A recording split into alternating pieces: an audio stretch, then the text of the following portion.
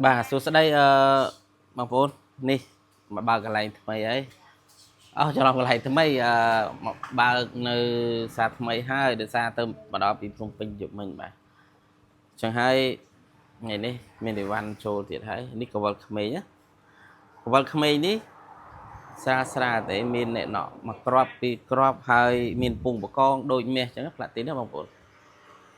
យើងមានទឹក3ទឹក4ទឹក5បាទហើយកវលនេះតម្លៃធូរធូរទេតម្លៃចាប់ពី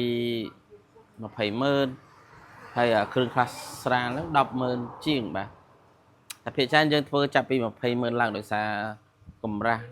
សាច់ប្រាក់ទីនយើងធ្វើក្រាស់គ្រាន់តែបើយើងធ្វើស្រាលពេកអាហ្នឹងវាអាចធ្វើឲ្យឆាប់ពាក់ទៅវាឆាប់ខូចនេះស្អាតស្អាតណាបងប្អូនមើល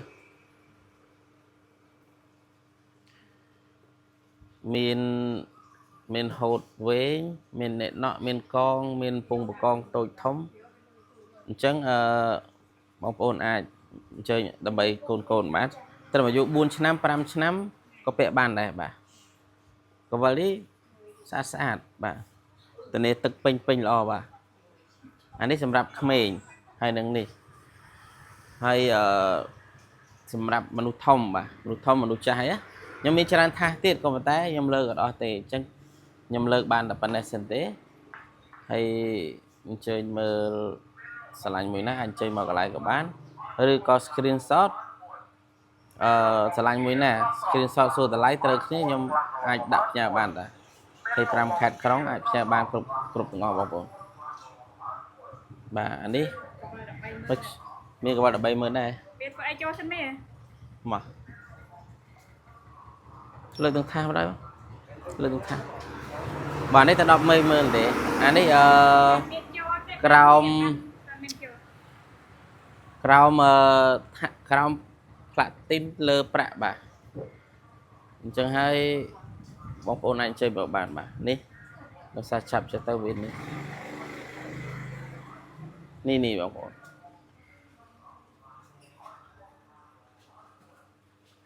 ខាងក្រោមផ្លាទីនលើប្រាក់បាទឃើញទេតែ130,000ទេ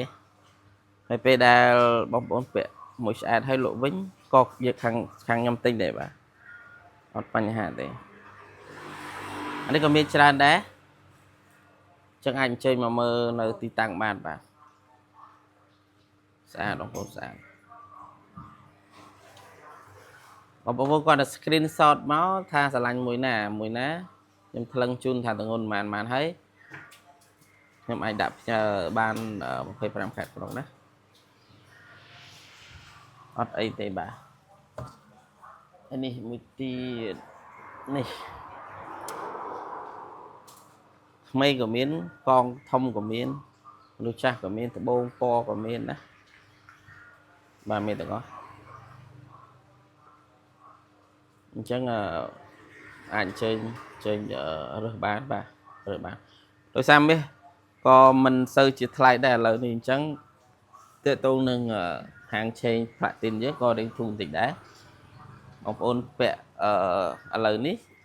អាចចំណេញច្រើនបាទហើយកន្លែងខ្ញុំបើបងប្អូនទិញចាប់ពី1ឆ្នាំឡើងទៅបើសិនជាមាសឡើងពេលមកលក់វិញខ្ញុំគិតតម្លៃហាងឆេងមាសថ្មីបាទអញ្ចឹងបើសិនជាចំណេញខ្ញុំគុណឲ្យចំណេញបើសិនជាមាសចុះអត់ដូចកាលពីមុនទេខ្ញុំគិតតាមសម្បត្តិបងប្អូនអត់ខាតទេខាតឈ្នួលតាមសម្បត្តិហើយឈ្នួលខ្ញុំកាត់តិចទេបងប្អូនធ្លាប់ដែលប្រើបងប្អូនដឹងហើយថាឈ្នួលខ្ញុំមិនកាត់ថ្លៃទេ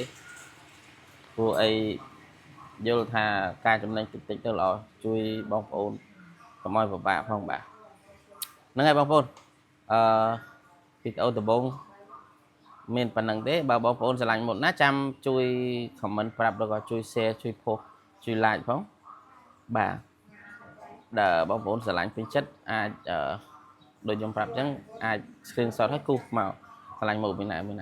បាទអរគុណបងប្អូនកុំភ្លេចជួយ like ជួយ share ផងបាទអរគុណ